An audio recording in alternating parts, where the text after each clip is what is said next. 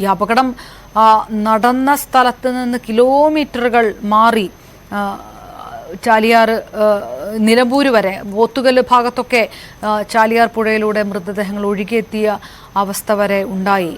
അങ്ങനെ നിലമ്പൂർ ജില്ലാ ആശുപത്രിയിൽ തന്നെ ഉണ്ട് 42ഓളം മൃതദേഹങ്ങൾ. അതിൽ 16 ശരീരഭാഗങ്ങളാണ്. 98 പേരെ കാണാതായി എന്നുള്ള വിവരങ്ങൾ വരുന്നു. ഇങ്ങോട്ട് നമുക്ക് ന്യൂസ് 8 വിളിച്ച് ആൾക്കാർ അറിയിക്കുന്നുണ്ട് കാണാതായ ആൾക്കാരുടെ പേരുകൾ.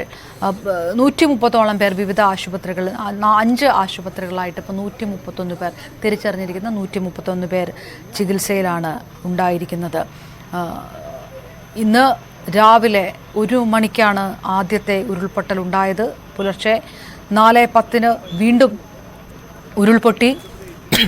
അപ്പോൾ ചൂരൽമല മുണ്ടക്കൈ റോഡും പാലവും ഈ രണ്ടാമത്തെ ഉരുൾപൊട്ടലിന് ഒലിച്ചുപോയ ഒരു സാഹചര്യമുണ്ടായി. വെള്ളാർമല സ്കൂള് തകർന്നുപോയി.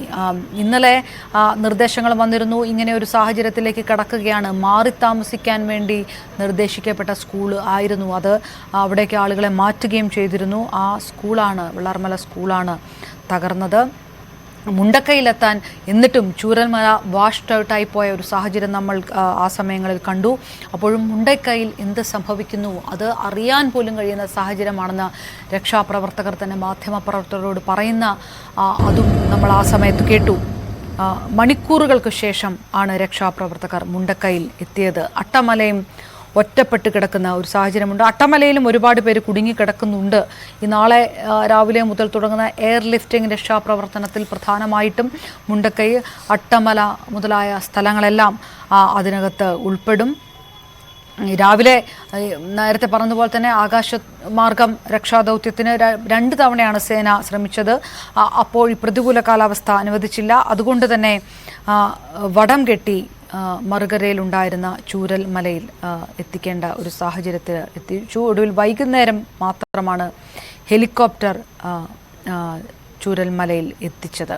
ഏതായാലും താൽക്കാലിക പാലം കെട്ടിയതിനു ശേഷം കൂടുതൽ പെട്ടെന്ന് തന്നെ രക്ഷാപ്രവർത്തനം സുസജ്ജമാക്കാൻ കഴിയുന്ന ഒരു സാഹചര്യങ്ങൾ കൂടി ഉണ്ടായിരിക്കുന്നു. സഹായങ്ങൾ ഒഴുകുകയാണ് രാജ്യത്തിൻ്റെ വിവിധ ഭാഗങ്ങളിൽ നിന്ന്. പ്രധാനമന്ത്രി നരേന്ദ്രമോദി, അമിത്ഷാ, പ്രതിപക്ഷ നേതാവ് രാഹുൽ ഗാന്ധി, തമിഴ്നാട് മുഖ്യമന്ത്രി, ബംഗാൾ ഗവർണർ എന്നിവരെല്ലാം കേരളത്തെ വിളിച്ച് സഹായ വാഗ്ദാനം നൽകിയിട്ടുണ്ട്. നാളെ രാഹുൽ ഗാന്ധി അടക്കമുള്ളവർ വയനാട്ടിലേക്ക് എത്തുകയും ചെയ്തു.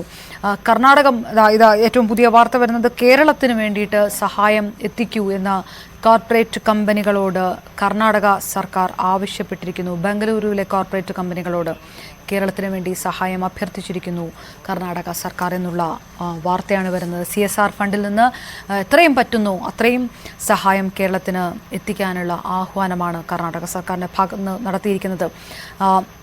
ക്യാമ്പുകളിൽ കഴിയുന്നവർക്കടക്കം അവശ്യ വസ്തുക്കളായിട്ടോ അല്ലെങ്കിൽ പണമായിട്ടോ വസ്ത്രങ്ങളായിട്ടോ ഒക്കെ സന്നദ്ധ പ്രവർത്തനത്തിൻ്റെ രൂപത്തിലൊക്കെ സഹായം അഭ്യർത്ഥിക്കാൻ ആണ് വരുന്നത്. ഏതായാലും ഇപ്പോൾ വരുന്ന വാർത്തകളിൽ ഈ അപകടത്തിൽ പെട്ടിട്ടുള്ളവർ അത് മുണ്ടക്കൈ ഭാഗത്തുള്ളവരോ അല്ലെങ്കിൽ ചൂരൽമല ഭാഗത്തുള്ളവരോ മാത്രമല്ല, മറ്റ് സ്ഥലങ്ങളിൽ നിന്ന് വന്നിരുന്നവരും അതിനകത്ത് പെട്ടതായിട്ടുണ്ട്. അല്പം മുൻപാണ് കർണാടക മാണ്ഡ്യയിൽ നിന്നുള്ള സിദ്ധേഷ് തൻ്റെ കുടുംബാംഗങ്ങളെ കാണാനില്ല, ഇന്നലെ അവരെ രാത്രി വിളിച്ചതാണ്, ഇപ്പോൾ അവരെവിടെയാണെന്ന് അറിയില്ല, ഫോൺ സ്വിച്ച് ഓഫ് ആണ് എന്ന വിവരം നൽകിയത്. പാലക്കാട് സ്വദേശി ഈ അപകടത്തിൽ ഉൾപ്പെട്ടിട്ടുണ്ട് എന്ന് സംശയിച്ച് ബന്ധുക്കൾ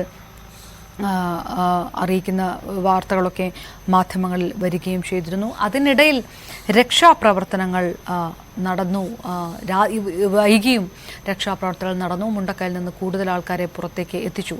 ഹാരിസൺ പ്ലാന്റിൻ്റെയൊക്കെ ബംഗ്ലാവിൽ കുടുങ്ങിയ എല്ലാവരെയും 300ഓളം പേരെയാണ് സൈന്യം രക്ഷപ്പെടുത്തി മേപ്പാടിയിലേക്ക് എത്തിക്കുകയും ചെയ്തത്.